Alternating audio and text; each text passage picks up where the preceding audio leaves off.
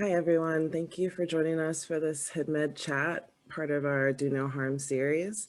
I am Dr. Neecey Hudson, Chair and Science Director of Hood Medicine Initiative.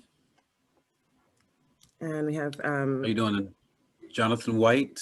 I am the co-founder and director of policy for Hood Medicine Initiative.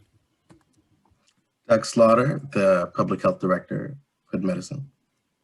Hood Medicine is a collective of scientists, hackers, and other assorted geeks focused on addressing health disparities in Black and Brown communities. And HidMed Chats is sort of our effort to bring the expertise of healthcare professionals to those communities to give them knowledge, understanding, and trust for people who are often left behind. So tonight's segment is called We're Not the Problem. And it's a look at the way data scientists assess vaccine hesitancy in Black communities now during the pandemic crisis. And our honored guest tonight is Dr. Charles Senteio, assistant professor at Rutgers University School of Communication and Information, and also a visiting MLK professor at MIT, Sloan School of Business, MIT. He's a health informatics researcher, and he's focused on improving chronic disease outcomes for underserved populations. So thank you for joining us, Charles. Thank you for having me. Why don't you tell us a little bit about your work at for your visiting appointment at MIT and sort of how that has how that's been impacted by the pandemic and sort of what your guys' focus is on now.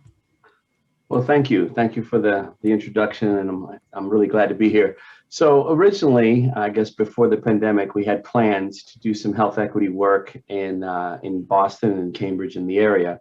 And of course, like many of us, those plans got uprooted. And as I started the appointment actually in July, August.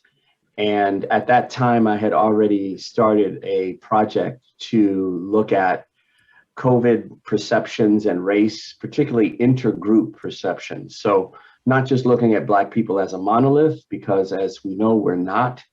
Yet when it comes to research, health research in general, and equity research, not just informatics work, we tend to be grouped together. And as we all know, when we get together and we chop it up and we talk about our perceptions, we talk about the man, we talk about, we argue about the forces that are exerted upon us and what we can exert on other forces, we know that there are great differences and wonderful differences in our tribe, as I like to say. So what I decided to do with a group of dedicated researchers of all colors is to look at intragroup differences. So instead of just, and in addition to just looking at groups in terms of Black, Hispanic, Latinx, Asian, white, we wanted to look within Black communities. What were some of the factors that influenced vaccine hesitancy?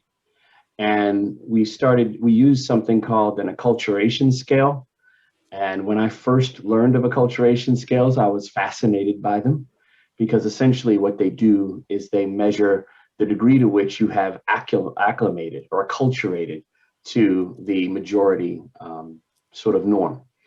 And I can talk more about that later if you like. So by the time I started the appointment, that project was underway, and I got connected with a couple of other professors at Sloan who did online surveys more so than I did.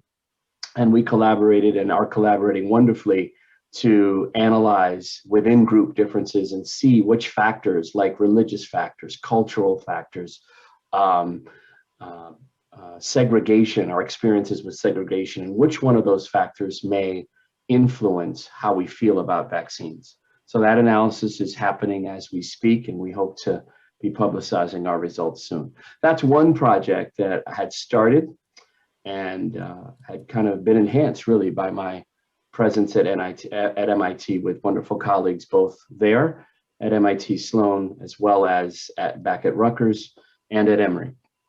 The other project that we conceived with my host, Retsep Levy, who's also at Sloan, was to try to understand perceptions of different communities, different people, perceptions of being transported to the emergency room. So working with EMS, emergency medical services, to try to understand and elicit from them what kinds of perceptions and rationale patients that they made calls on during the pandemic, what were they expressing in terms of their concerns about risk during transport, what happens when you get there, how safe is it? So we're looking at differences based on geography, where people were picked up, to try to unpack what perceptions are or were during the pandemic, and also just try to understand better how we can elicit perceptions and understand pathways from perceptions to health behavior to health outcomes. So it's just a little bit of a non-traditional spin on the analysis of not just reporting inequity, but trying to figure out how we might address it. And so with the surveys that you guys have done thus far, what are some of your findings in terms of how people are perceiving the pandemic in general? Well, let's talk about COVID for a moment. Originally, we actually looked at Latinx and Black, and largely what we found is that there wasn't a difference, a statistically significant difference between what Latinx folks at least respondents for our survey. Their perceptions tracked pretty closely to white perceptions. And you'll see that in the Pew Research as well as Kaiser, larger national survey results that have come out periodically for the last several months. But what we did find is that there was an effect between when we looked at Black versus other respondents. So what we did is started to look at within group differences, as I mentioned. And the African American Acculturation Scale is a 47 item scale. It's quite large. It looks at 8 different factors. And we saw some effect in terms of segregation. So experiences with segregation, like I grew up in a predominantly Black neighborhood. I went to Black schools. I have majority Black friends, and there seemed to be some effect there. But again, I'm not reporting them per se, because we still are running our analysis. But there was definitely some effect within that acculturation scale with some of the factors. And so what are sort of the measures? Like what is the information that you're gathering specifically? Like what kind of the responses are you looking for? Is that a nice way of saying what's the point? No. That's a fair question. No. I mean, like in terms of the questions that you asked, like what were you looking to get from the people in terms of their perceptions? Oh, yeah. So essentially the acculturation scale is, not to nerd out too much, but it's a validated instrument. Oh, please nerd out completely. That's what I it's all mean, about. come All the way. Pull it up. Please. That asks various questions. Nerding out is okay. Yeah, you're good on this call. You can Google them. I mean, they're out there. They're not that obscure. So the African American Acculturation Scale, which has been around for almost at least 20 years now, it measures different factors that have found to have an effect on perceptions of Black folks, right? So these are people that self-report, of course, because you self-report race. So religious beliefs and practices is one factor. Preference for things African American.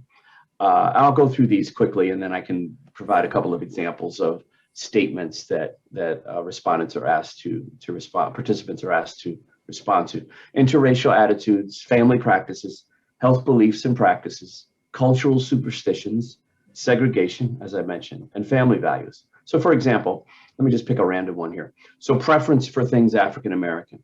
That factor, of which there are 9 items, questions or statements that people are asked to respond to. Things like, I like Black music more than white music. I listen to Black radio stations.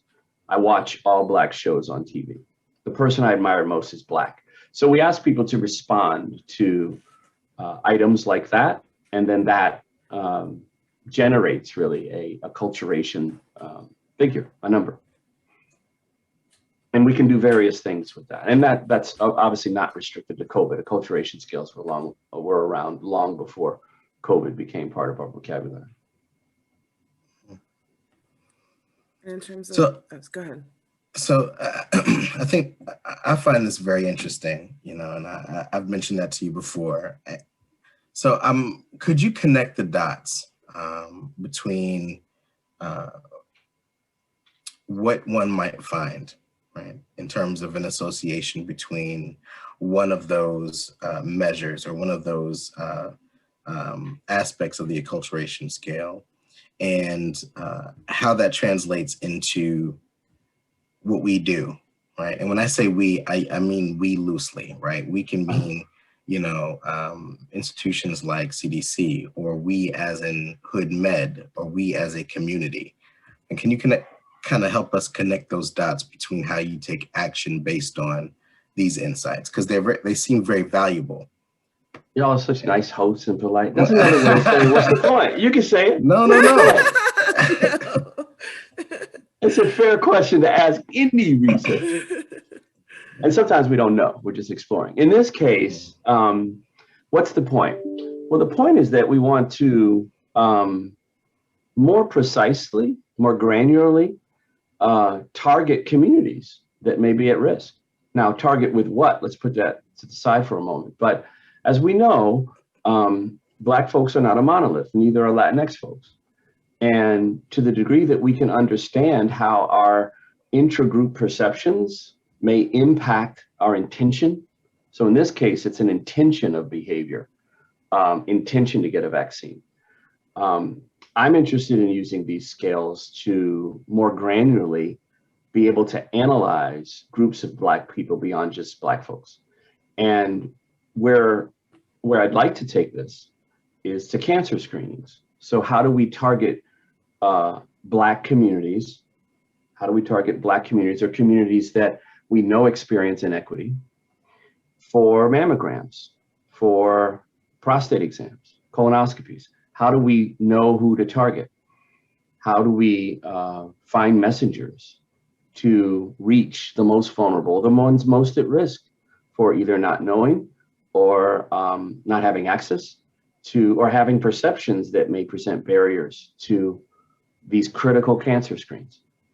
So that's really the point, is to try to understand which factors or which characteristics, maybe is a better word for this context, may have an effect on whether or not someone gets a cancer screen. Because if we knew that, then we could target interventions more precisely. And so in your work with health and you can argue with me, No, go by the way. Consensus is overrated. I say that all the time. I tell my students that. but in your work with health and hospital corporations, and some of your consultant work, I mean, how much do the glaring disparities matter sort of to the business of medicine, in terms of how are there ways to reform the system that also address those disparities, and do they care? That's an interesting question. It's one I've asked on in my presentations. Not all of them, but does inequity matter, really? That's kind of how I put it. It's hard to give a blanket answer to that general question. I do think, though, when you frame the issues in terms that not just people are familiar with, decision makers are familiar with, but what they respond to. One of the things I try to do unapologetically is try to figure out what gets on people's review, because that's where you'll find a good deal of motivation. I don't care what level you are, I don't care how much money you're making. You care about what's on your review and what happens as a result of your review. And for financially oriented people, I try to frame problems of inequity in terms of problems of finance. So it's fairly well known that our being the United States, healthcare delivery system is glaringly inefficient. We've known that for a long time. And inequity, just racial inequities, make up a good portion of that inefficiency. So for example, there's an expression that I picked up probably around the time of the Affordable Care Act. There were these town halls around 2008, 9, town halls around what became the Affordable Care Act. And that's when I really started to pay more attention to policy. And one of the expressions that I picked up was that, do you all remember the death panels? Remember the talk about the death panels and how looking at cost of care for our older adults turned into a board of people that would deny care to grandma. Yeah. And rationing care, like that was some new thing. And what I began to understand and what I picked up in my readings on sort of that end of healthcare delivery is that we ration care in the United States all the time. We just ration it irrationally. And we saw that on display during COVID. Care was being rationed. I remember reading reports about, oh my gosh, we have to ration care. We don't have capacity.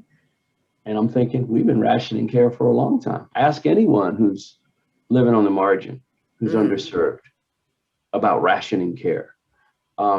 So what I try to do in my work, and again, it depends on the context of the project or the context of certainly the people I'm in front of, is I try to point out that for the financial folks, is that health inequity is inefficient. It's part of what undergirds our inefficient system.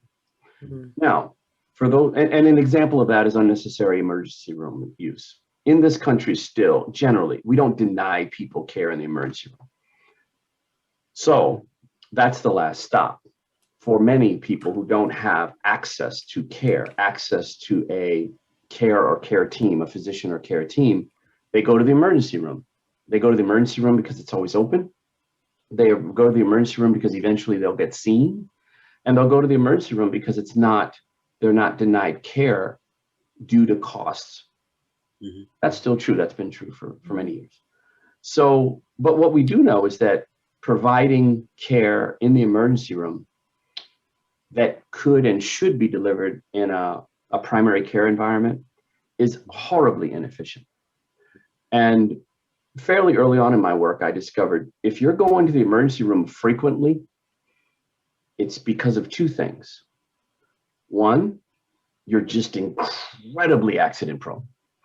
Or two, you don't have access to primary care. Primary care has failed you somewhere because people who go to the emergency room and find out that they need dialysis for the rest of their life, people who go to the emergency room and find out that their kidneys have failed, and find out that that they need emergency heart surgery, find out that they're diabetic, find out they're hypertensive. That's too late. And we do provide that care as a country. We just provide it in a very inefficient way. So the equity sort of algorithm, when financial cost is the driver. It's not hard to look at inefficiency when you see equity. When I see inequity, I see inefficiency, financial inefficiency. Now, for the people who are not oriented or not as oriented with cost, there's two groups of folks who make decisions. They're either oriented around finances or human costs, suffering, unnecessary suffering. That's a lever too. And you, like many nonprofits do, right? They tell population stories and then they grab one person, one or two people, and they feature them as examples of that. So I have many stories of people who are suffering unnecessarily, that die prematurely because they don't have access to quality care or just access to a continuum of care. So I think the equity argument, at least in my experience, either, and it can be a little of both, is a financial argument in terms of chipping away at some of the inherent inefficiencies of the United States healthcare delivery system, or the human cost. And I think human cost is much more at the forefront now. When we think about COVID and 500,000 lives, 500,000 families affected, some of them unnecessarily, some of them avoidable. And what does that cost on us as a society? What's the cost of that? What's the human cost of that? Have we become calloused to that, or a bit too calloused to that? I'm sure we know people who have passed from COVID. I do. First person I knew personally who passed, I think it was end of March. So it was fairly early in the pandemic. So there's human cost and there's financial costs associated with just about any inequity that I've been exposed to. It's interesting that you point that out because it's kind of sad oftentimes that the human cost isn't enough to drive change, whether it be policy change or corporate change. And it seems like more often than not, capitalism sort of overrides humanity. But it seems like you're completely accurate when it comes down to the financial cost of inequities to businesses. Because even if you think about a person who gets sick and can't go into work, and they are sick because they don't have quality care or they're not getting quality care, that affects a company's bottom line. And so as a company, if you can advocate for equitable care for all your employees, you would think that your bottom line will go up because you're going to have employees who are not going to be getting sick with preventable diseases. You're not going to have to worry about, exorbitant insurance premiums for your client, your employees. There's so many different ways where this affects corporations that you'd hope that at least on that level, on a financial level, that they would want to fight for equity in healthcare for all their workers. Yeah, that presumes that they value the lives of their workers. As we can see, our modern concept and practice of labor is little more than watered down slavery in a lot of sectors. Yeah. There's no protections for workers. Most of them are uninsured. The majority of them are uninsured. They obviously don't make a living wage. And obviously no one respects them or cares to protect them in this pandemic. So I guess on that, in terms of that and in terms of advocating for that continuum of care in the context of, chipping away at those inefficiencies. But I mean, in terms of their bottom line, is that what motivates them to want to, I mean, because I feel like the minute you start down that road, then we get back to the politics of free healthcare and things like that, or at least a standard of care that's accessible to everybody. Like, what is the motivation for these corporations to improve these inefficiencies, which essentially equals making that continuum of care accessible to everyone? You know what I mean? It's vexing. It's difficult. Those are the fun problems, though. If it were easy, it wouldn't be as exciting. But yeah, large policy decisions, transformational policy decisions in this country weren't made based on financial ROI. When we look at the Voting Rights Act, the Fair Housing Act, the Civil Rights Act, transformative legislation, that wasn't about a financial payback. So we don't have to, and I don't mean to be I am glass half full generally, but I don't lament that. I try to find examples where we've demonstrated that we can commit resources and will to initiatives that aren't just about an ROI. And just about an ROI. So what I try to do in my work is try to leverage an experience that's sort of like what I'm trying to influence.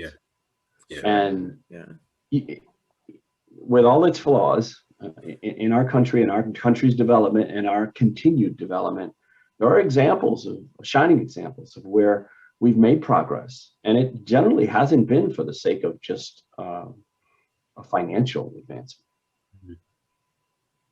That's encouraging, Melody. If it were just about finances, we'd have universal health care, right? Like the rest of the development. Easy. True. So that's not a financial decision. At least it's not a collective financial decision. No, it's not. I don't think it's solely based on finances either. Strictly Doug, speaking. in the work that you do and see done through the CDC and the CDC Foundation, how are you all dealing with this data related to disease prevalence and the reticence by certain populations to get vaccinated.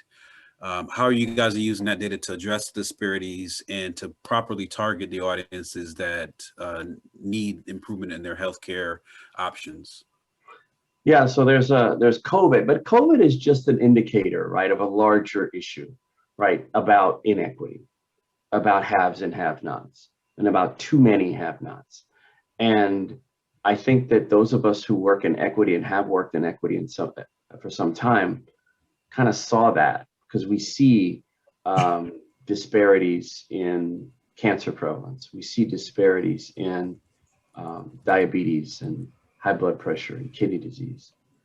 And we also see other structural factors like inequity in terms of environmental health, housing, the criminal justice system, education.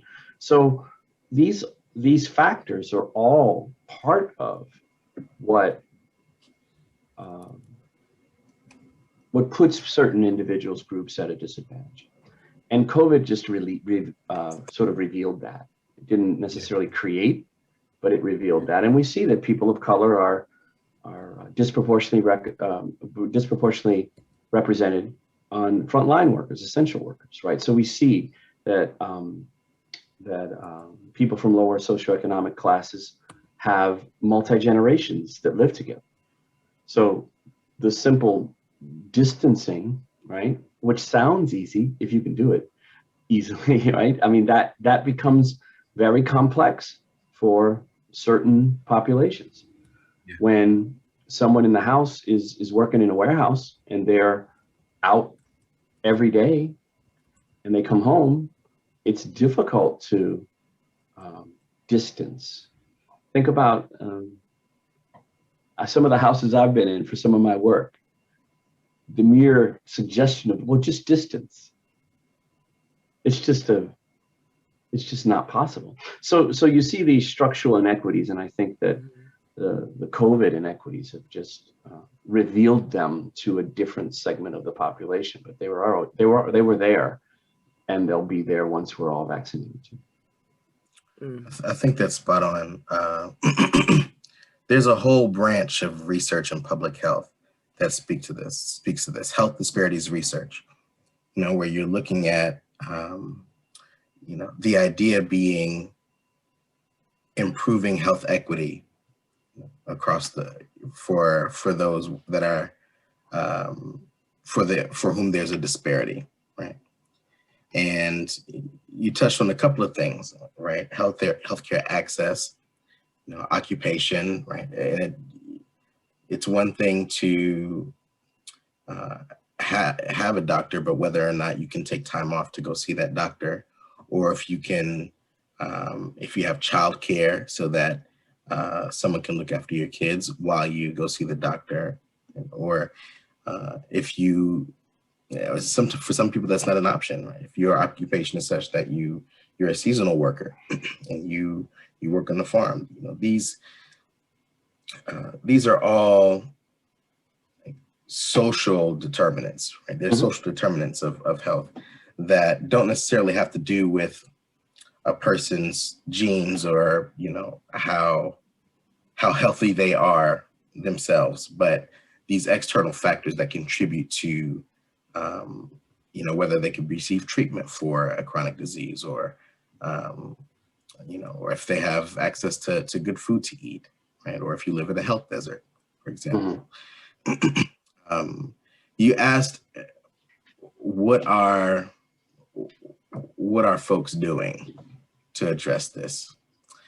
And I think that, there's been the effort to address some of this, hence the whole branch of research, and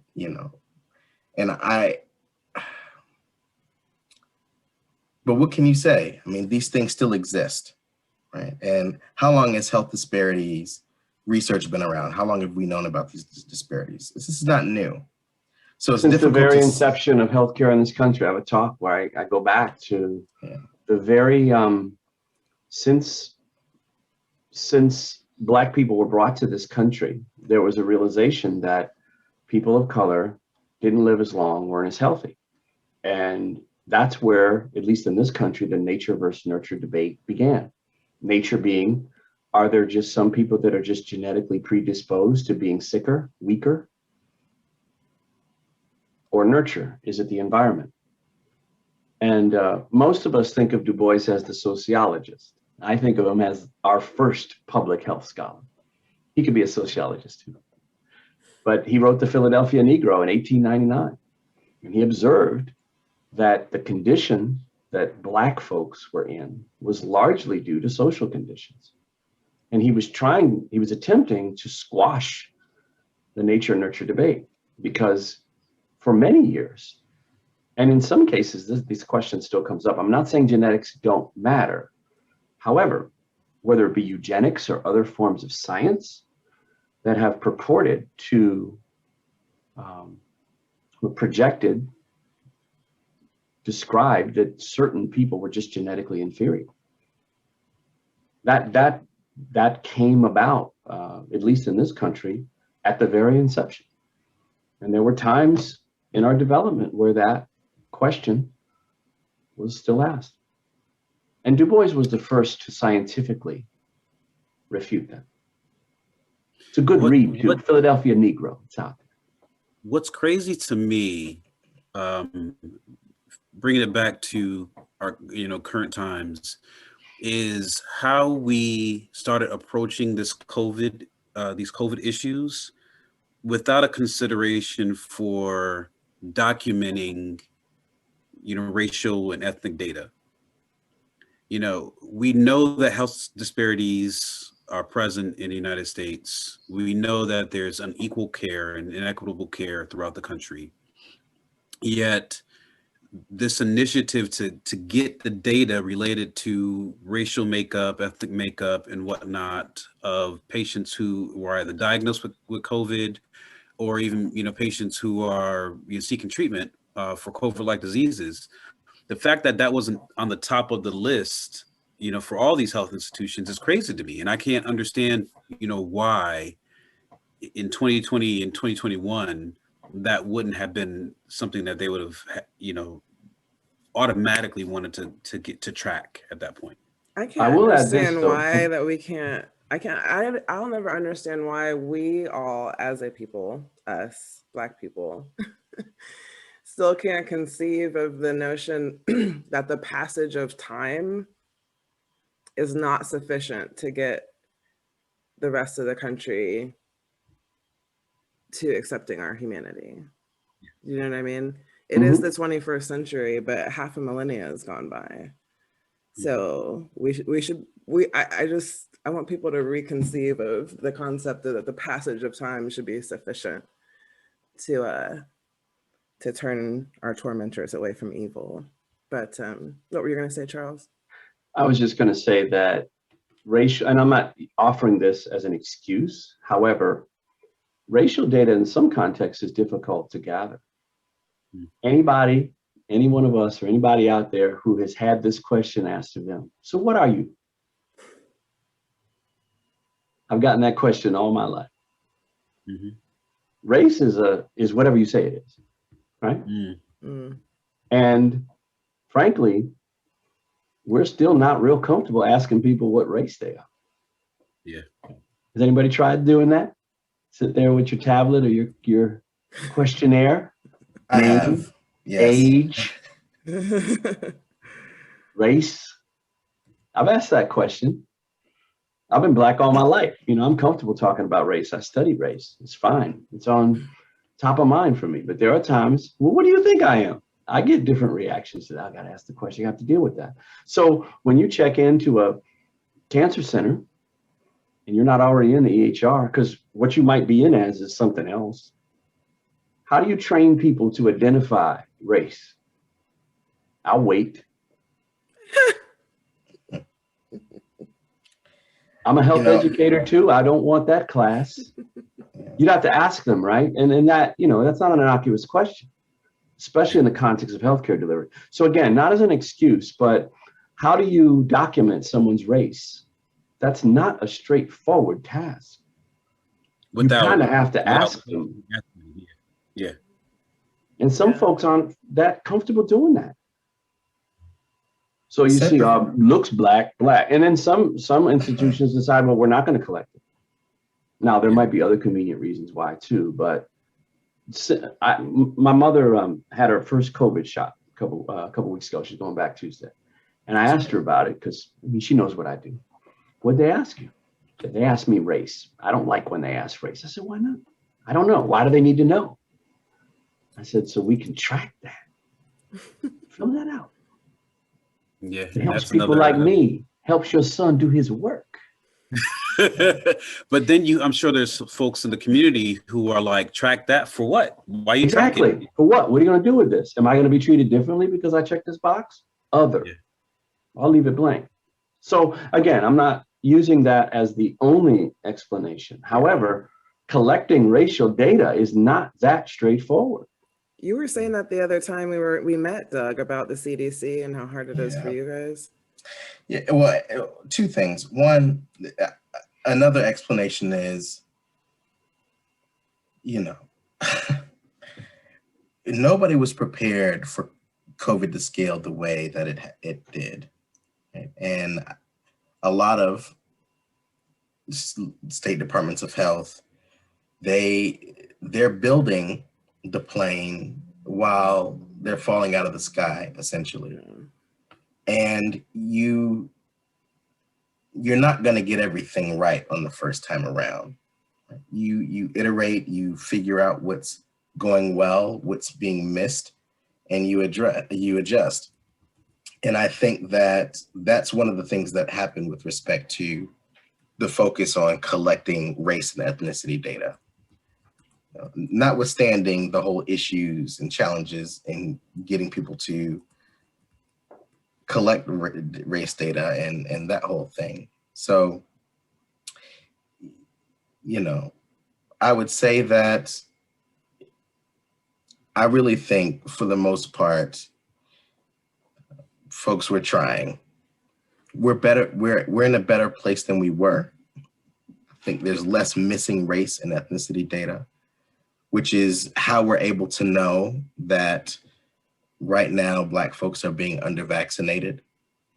And that lets us ask a whole nother host of questions, like does that have to do with resource allocation by county, or does that speak to understanding attitudes better, which directly relates to your work, Dr. Senteio. So it's a multifaceted problem, and I think folks are putting the pieces together as best they can. And that's the optimist in me speaking. I'm very enthused by just the notion that racial inequity is being discussed so in such many different forums. I mean, in the last year, I have seen and participated in conversations about racial health inequity many more times, many different areas than I have in the previous 15 years. So I think the illumination of it is positive. I think that it's on people's radars in ways that it hasn't been previously. And I think that's fundamentally a good thing, because illumination allows us to see it, and potentially some of us, a subset of us, will try to chip away at it and do something about it. I think of Baldwin's quote, not everything is faced can be changed, but nothing can be changed until it's faced. And reporting this data and talking about it and surfacing it and not letting it drift off into the past or into the next news cycle is a good thing. You said when you're looking at data within specific communities. So you're looking at intraracial data in the Black community. What do you find? Are there any factors you find that distinguish subgroups within the Black community? Is it education level? Is it finance? Do you find a subset of the Black community that tends to acculturate with, more so white folks in America than people of color? And how does that affect their health choices and whatnot? Yeah, that's an interesting question. The short answer is we don't know yet. That's something that we'll work on. I do know that for factors like socioeconomic status, income, things that are factors that do affect outcomes for people of color in other areas, generally in healthcare, we don't see that. So for example, I'm working on a prostate cancer project now, a grant. And even when you solve for socioeconomics, meaning you take that factor out of the algorithm, Black men still die sooner and have more aggressive forms of cancer. We don't actually know why. That's where the geneticists can come in and do come in. But with many health outcomes, unfortunately, even when you solve for factors that matter in other areas, like education, access to care, income, where you live, for ultimate outcomes like life expectancy, infant mortality, they don't matter. They don't have an effect. So I think as many of you saw how the life expectancy dropped for everybody, it dropped for Black men more due to COVID. I haven't seen that data cut by SES. So I haven't seen it. I'm not saying that it's necessarily going to follow what I've seen from other data, but for so many outcomes that are associated with sort of a premature death or put one at risk for a premature death, cancer, diabetes, heart disease, kidney disease. Socioeconomics doesn't really remove that risk. We had a couple questions from some audience members. One question was, when you look at and this is going back to something you mentioned earlier, when you look at inequity factors of race versus factors of finance, is one more compelling than the other, and can you consider them individually?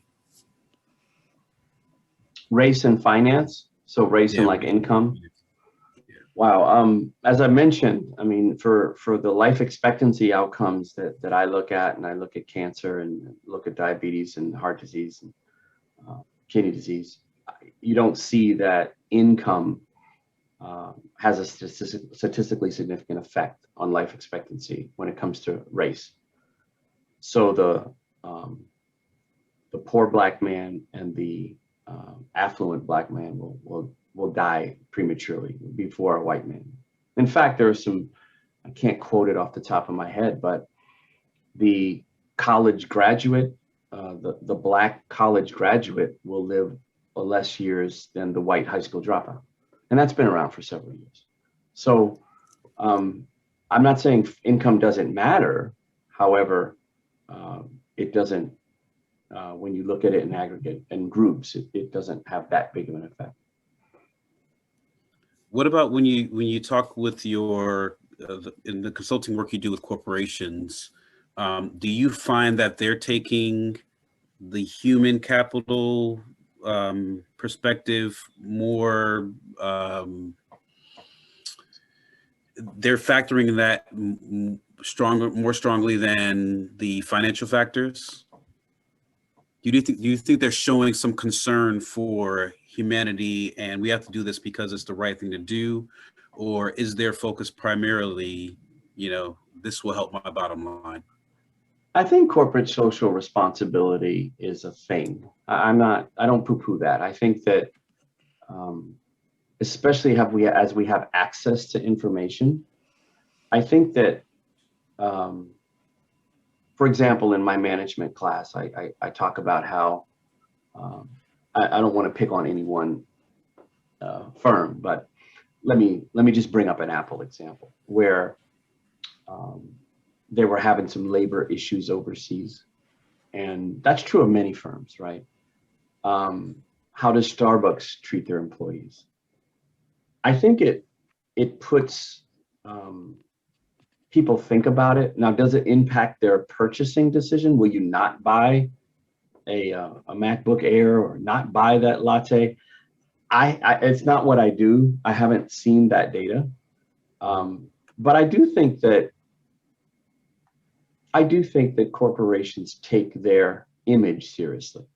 I mean, we can see how much they spend on branding and portraying an image to to their customers, current and future, and about their products and services and just in general.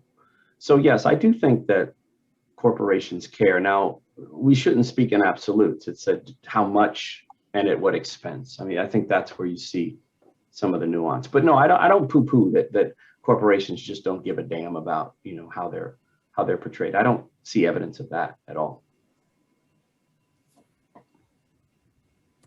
But it's a mix. In terms of,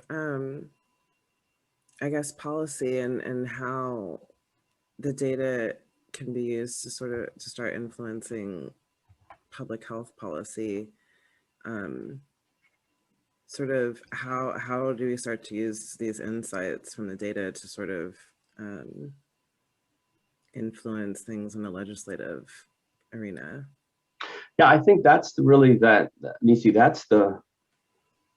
that's sort of the last mile. You know, how do we take the years of reporting about inequities, especially inequities in terms of health? How do we take that and move policy? If anybody out there has the answer to that, let me know. I mean, that's really where I've come to understand that solving inequity is about policy, and how you move legislators is still a bit opaque to me. I don't think it's ROI, but I think that if constituents mobilized, voted, marched on folks' offices, I don't mean raids, but let their voices be heard in a way that's peaceful and democratic in terms of voting, I do think that moves policy. Just here in New Jersey, Governor Murphy, I saw legalized, marijuana use. I don't think that's a ROI. I don't, and that's, politically, you could argue about whether it's expedient or not, but it happened. I think New Jersey is one of 13 states. This is in my area, just trying to recall from what I saw quickly.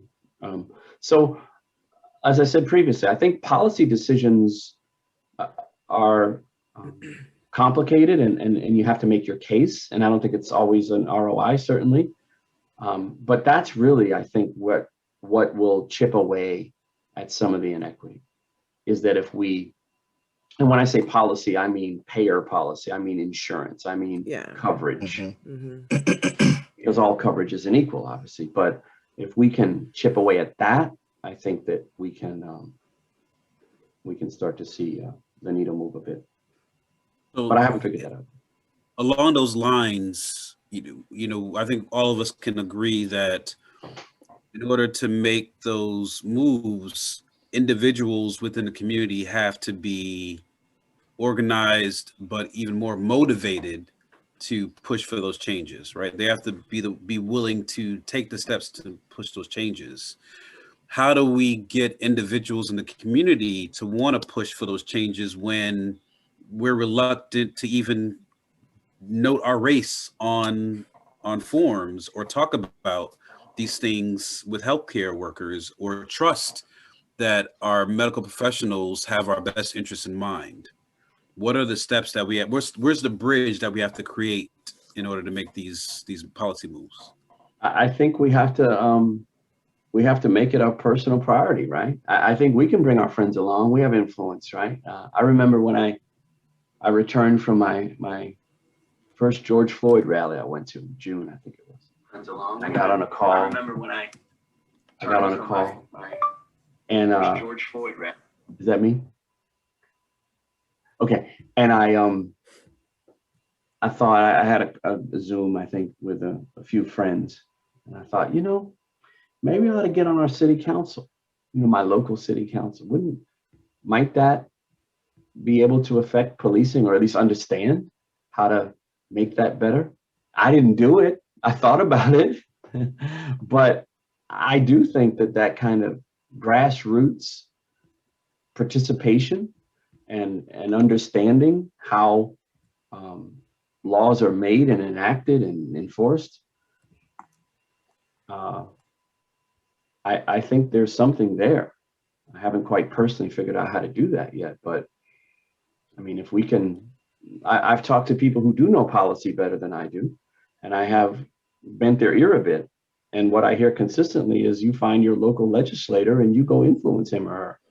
And there's different ways to do that. And I'm not talking about raids. I'm talking about going to their office when you have a meeting or Zoom or however it's done now. This is pre-pandemic, and talk to them about what you think needs to be done and what you think needs to be changed and why. And you use classic, I know in the nonprofit space, you use your population data, and then you grab a cute, cuddly representative of that population and you say, look, this is who is affected by this adversely, and we need to do something about that. And if you do, then I'll spread the word among whoever about what a great representative you are. And if you don't, I'll spread the word the other way. You know, I think that's kind of where it's at. But I do agree, Neecey, I think you brought that up initially, that equity largely is about policy, influencing policy. Yeah. The theme of this Hood Med chat is we are not the problem, right? Do you think that hospitals and medical institutions realize that they're part of the problem? And do you think that they're instituting things necessary to change the way in which they interact with people of color so that we can move past this problem? I'm going to find out. I mean, I think that, and I'll explain that in a moment. I think those of us with privilege, we look at ourselves as sort of being privileged, right? We know we're privileged, and we might not admit that, freely, but we are. We're here. We're on this chat. We're privileged, and I think that when we endeavor to serve others, we forget that they're making decisions based on their options. Mm-hmm. And I learned that long ago when I think it might have been my first health behavior class, is that largely we human beings make decisions based on our options. And I think that we're reticent, whether it be researchers or technology developers or people who make decisions in hospitals and payers, we don't look at ourselves well. I don't think that's something that we generally do well. So I want to bring up mistrust for a moment in the context of we aren't the problem. Medical mistrust is a thing, right? We measure that, we've measured that for years, and we know that certain groups, people of color, have higher levels of medical mistrust than other groups. But the very construct of medical mistrust has bothered me. It's bothered me recently because two things. One, it's difficult to create a pathway from medical mistrust to health behavior to outcomes, because I might mistrust pharmaceutical companies, but that doesn't mean I don't take any medication. It's just difficult to draw those pathways. That's the first reason why medical mistrust is a bit unfulfilling for me as an equity researcher. The second reason, which is more important and to the point of the spirit of the chat, is that the very construct assumes that something's wrong with the person. What can we do? What interventions can we create to make them trust more? Right? It's an outward facing construct. And a few months ago, I was having a conversation about this, I think with a medical anthropologist, and thought, wait a minute, it's not about mistrust, it's about credibility. It's about trustworthiness. Yeah. And I think, and to answer your question, Jonathan, if we can create credibility indices and trustworthy indices, measure them, and create interventions to increase that credibility and see what effect it has on a health behavior. Let me walk through an example. So if my doctor was more credible, let's just say I assigned a credibility to him between 0 and 100, 72. And let's just say he went from 72 to 82. What would that do to my health behavior, if anything? Now, would he be willing to go through an intervention to get his credibility up, or even provide the data to have it measured? I don't know, but I know doctors has a lot of pretty competitive people. They are all A students, right? So I'm thinking of ways, and not just me, but with a group to try to figure out how do we measure that credibility in that context? And then how might we create competitiveness, whatever. I don't know what the intervention looks like, but let's try to design something to raise that credibility and see what happens to the patients under their care. Let's see if the patients under their care seem to find ways to get colonoscopies, to get mammograms, to get prostate screens, to get hemoglobin A1C checks for diabetes. I'm very interested in that. And I think the answer to your question, Jonathan, will come in terms of their appetite to take on that kind of intervention. So instead of an outward intervention, these people mistrust, let's figure out how to make them trust more so that they'll do what we recommend. Let's look at those of us who are involved in health education and care delivery and research and figure out how can we be more credible? What does that mean for a researcher? Well, if I were more credible, maybe I could have people participate in my research projects that much more easier. If a physician was more credible, maybe their no-show rates would go down. Maybe their preventative screens would go up. I don't know, but I'm interested in that, and the degree to which individuals and institutions are open to that kind of thinking and that kind of research, I think will go a long way to answer your question, Jonathan. One of our audience members commented that one of the reasons she believes we have these issues is there are not enough Black physicians in these institutions. And to that end, there are not enough Black people who are sitting at tables of influence to push doctors to start thinking about these things and caring about these things as well. So that's probably one of the solutions, is to get more people of color who are in positions of power in these medical institutions, healthcare companies, insurance companies, so we can start pushing these issues that matter to Black folks. Going back to your, unless you had a comment on that, going back to I was going to say representation matters, but yes, I'm all for that. And we know that the imbalance is there, whether it be among physicians, especially Black male physicians, or healthcare executives, insurance executives, researchers. I think across the board, you see at tech executives. But I think that the voices of Black people, the voices of people of color, the voices of marginalized groups, that also can be taught too. So I'm also interested in trying to sort of broaden the perspective, myself and those around me, to see the world through other people's lenses, to get away from my world's the world, and understand that my experience is privileged, is different, is distinct. And if I understand more about what someone's lived experiences and options are, then maybe I'd understand their behavior better. I think you also have to.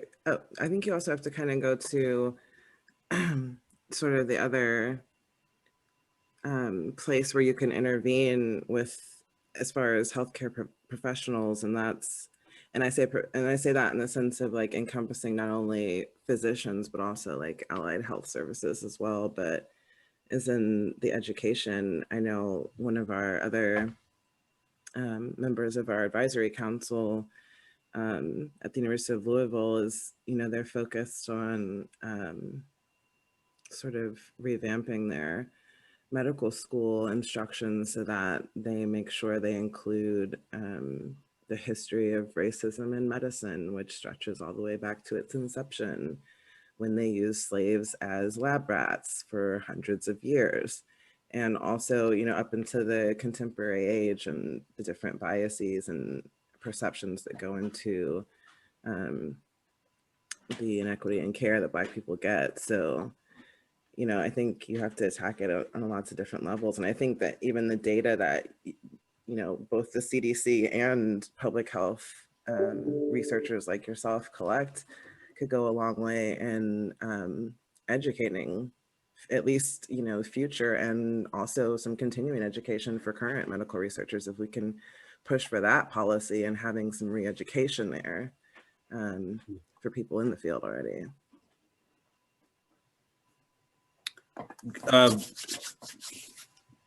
Going back to the acculturation scale, we had a commenter who asked, actually one of our board members, our executive director, asked, when you think about your acculturation scale, if there are non-Blacks who socialize primarily with Black folks, are their health outcomes similar to Black folks? Does that question make sense? It does. And it's not my scale, by the way. I don't want to misrepresent that. That acculturation scale has been around longer than I have in health research. But so the question, so do people who don't identify as Black but are spend time in Black communities, socialize, etc., back to some of the acculturation questions, are their health outcomes affected by that? Yes. I don't know. I've never actually looked at that. I've never actually contemplated that, let alone run across it. I do know that living in certain environments, simply living near poverty, and just in terms of neighborhood and proximity and all the factors that go along with that, of course, can be detrimental to one's health. But I haven't seen the I don't ever remember reading or seeing a study that looked at non-people of color or people don't identify as Black who have spent time in Black communities to see if that influences their health outcomes. I will say that even when Africans, Caribbean Blacks come to this country, and this is just prostate cancer, they come to this country with a certain level of prostate cancer. African American men's prostate cancer tends to be much higher than other groups of Black people. And within a generation, the prostate cancer numbers spike up. And wow, we don't know why. I mean, there are some theories out there, but I will say that that's not answering that question. So I'll stop it there. Doug, at the CDC, what sort of initiatives? I know last time we spoke, you alluded a little bit to the different groups that are focused on targeting Latinx populations, Black people, migrant workers, etc. But what are some of the programming that's resulted from the data that you guys have assessed on disparities? Well, so with the CDC Foundation, so in my work, I'm embedded in the Georgia COVID response, and in collecting data, specifically data about race and ethnicity. Here's a more recent example. In seeing the rates of under-vaccination, right, in certain counties that are predominantly Black, that sparked a question about how we might shift resources, or how we might investigate why you see those lower rates. Mm-hmm. And so it's really about shifting focus and resources, right? When you shine a light on something, which collecting and publishing data does, it usually leads to more questions. Right? You can ask better questions and maybe collect more data with the end result of trying to figure out what is it that makes this problem or this disparity tick. Mm-hmm. And I think that's the process that's ongoing. Right? And it's hard to really say where anyone is in that journey, because you don't know until you get there and you implement an intervention and see a result. Right? Kind of like adding folic acid to bread made a difference in better pregnancy in women, for example. Right? Mm-hmm. You don't know until you implement an intervention and see a better result. So I don't know if that answers your question. I mean, kind of. I guess I just wondered, what kind of lessons maybe were taken from some of those those insights and how they were implemented. I know some of the things that we're thinking about in terms of trying to target Black communities, brown communities, indigenous communities to mobilize them to get vaccinated. You know, we've been concerned with, you know, sort of reaching people where they are, but we're starting to expand the way that we're thinking in terms of empowering people in community to take our messaging and pass it along, things like that. And which has also expanded into thinking about ways that we can foster, you know, community care and try to, you know, supplement the terrible care some of these people get through the system with, you know, all kinds of things to meet some of the needs that we know are there and fill some of the gaps. But so I guess I just wonder in taking, I mean, there's the avenue of like, you know, pressing the system for reform or advocating for policy, which, I mean, let's be honest, it, you know, work sometimes, could work now because of the atmosphere and because of the attention that's being brought to everything. But, you know, our philosophy at Hood Medicine is, you know, we all we got, and thinking about ways that, you know, we always kind of operate from the premise that we don't know if we'll be able to petition the systems that exist. We don't know if they'll be able to be swayed to do the right thing and, you know, cover humanity after, you know, disregarding and disenfranchising so many people for so many decades. And are there ways for us to connect and reach out to each other to bring trusted healthcare people to communities, whether that's, you know, volunteer telehealth or, you know, some kind of Doctors Without Borders in the hood or mobile vaccinations, you know, all kinds of things that we're trying to envision. But I just wonder, you know, are we being as creative as we need to be about engaging communities to try to not just advocate for the things that would be, you know, that would help them in terms of petitioning these broken systems that have never covered them, which is important, but also what are ways that we can empower each other to move the needle and you know, start taking care of ourselves a little bit better so that we need this broken system less, you know. So a couple of things. One, you asked about lessons. Mm-hmm. I can only speak to things that I've learned, my own lessons. And one of the things that I learned, I mentioned that I'm an optimist. And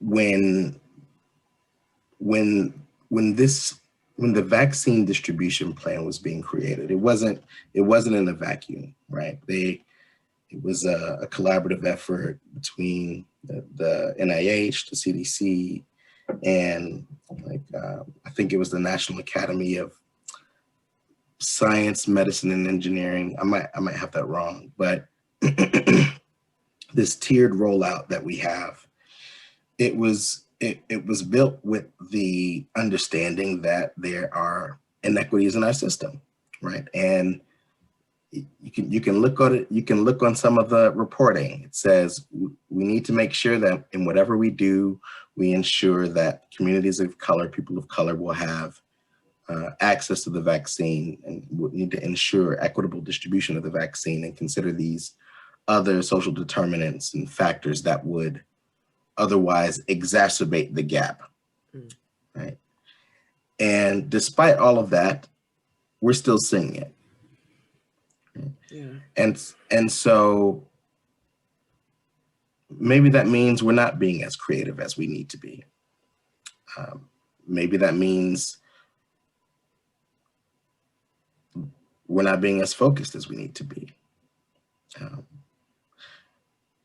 I'm not sure what the solution is, if I'm honest. I just know that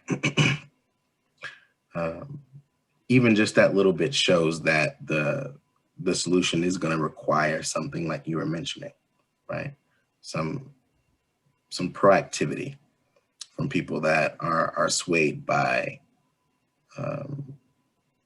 as Dr. Senteio said, by the human suffering, from the human aspect of it. That's probably what's required.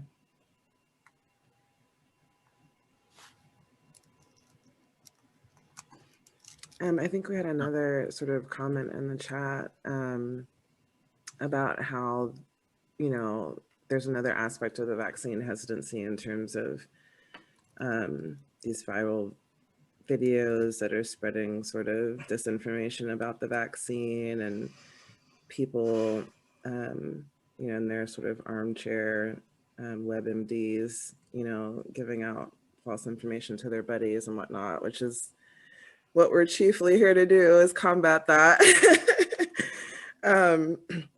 But I think, are there ways that you guys are looking at?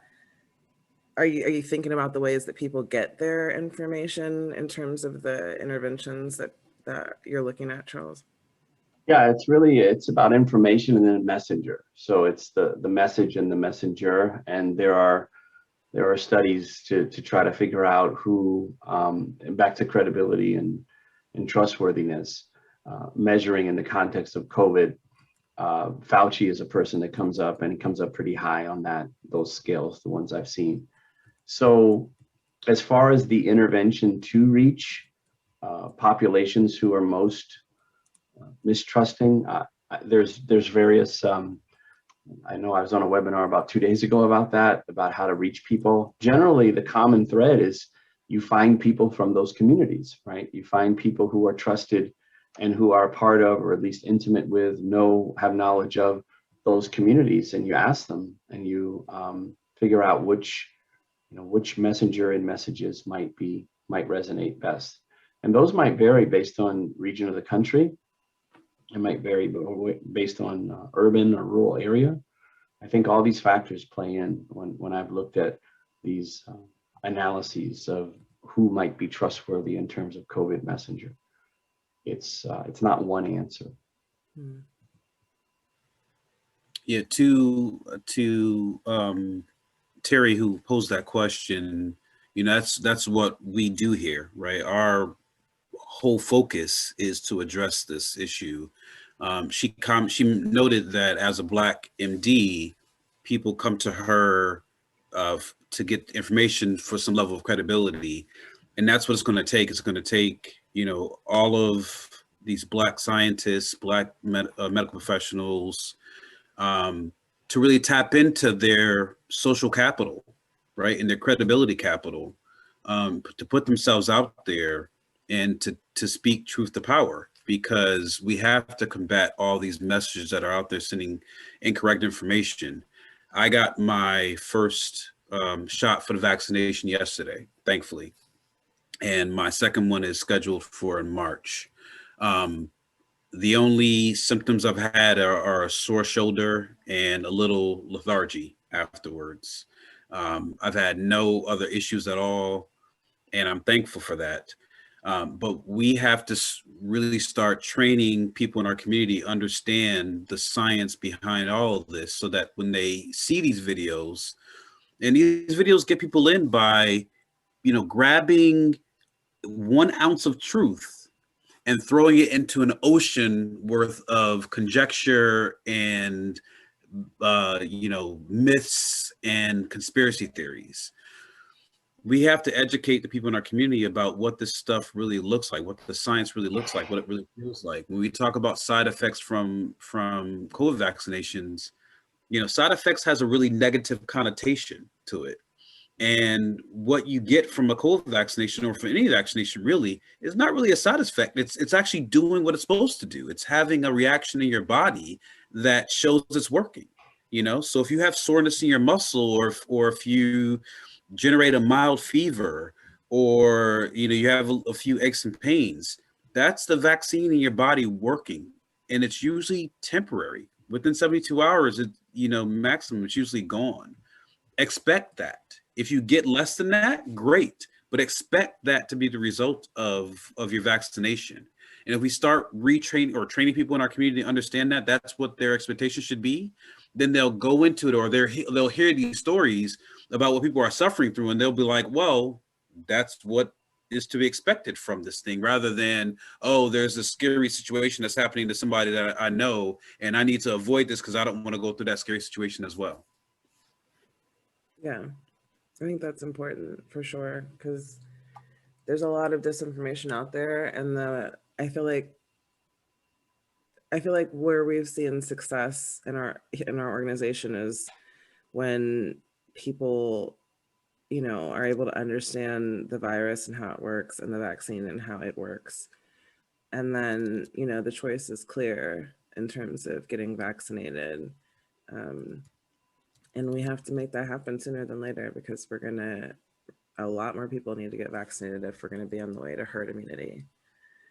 So I guess on that note, Dr. Senteio, if you wouldn't mind, you know, we like to, you know, sort of bring our guests on to give people perspective, so that we can bring trusted messengers to people, and make sure people have the knowledge and the understanding they need to make the choices that will keep their family safe. And I guess, you know, as a Black researcher who is invested, you know, their work and their passion into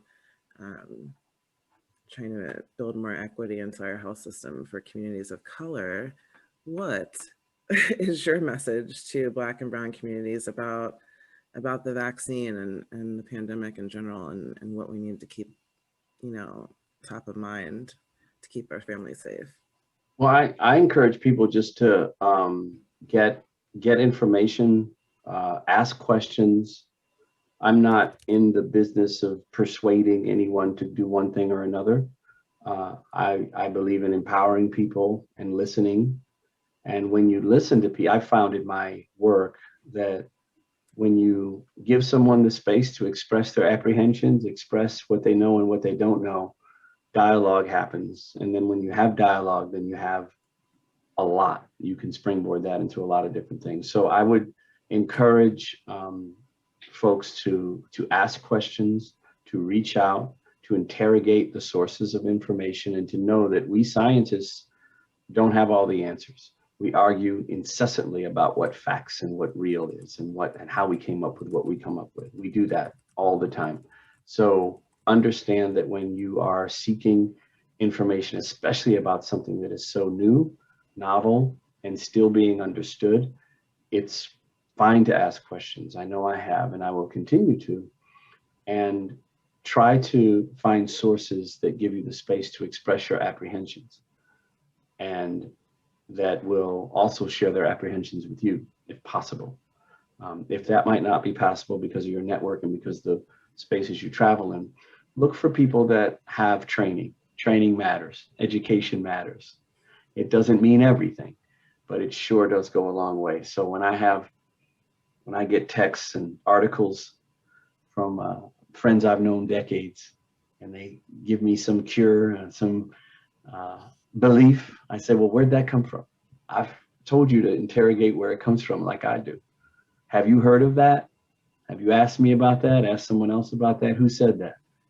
And that, I think that those kinds of questions, instead of accepting the first thing that runs across your timeline or your screen, but just to think critically about, okay, what's best for me, and where's this coming from, and who's the source, just like you do with other information, right?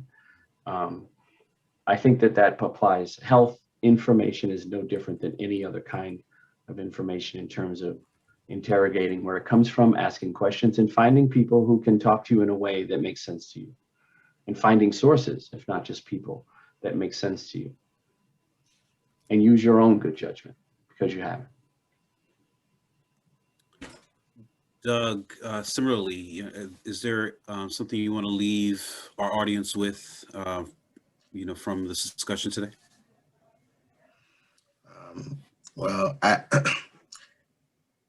made my impassioned plea in the last HoodMed chat we did, and I would just say that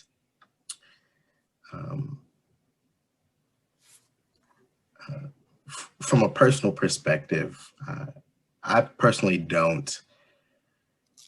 I wouldn't say anything or intentionally do anything that would hurt my people, and I mean, people of color,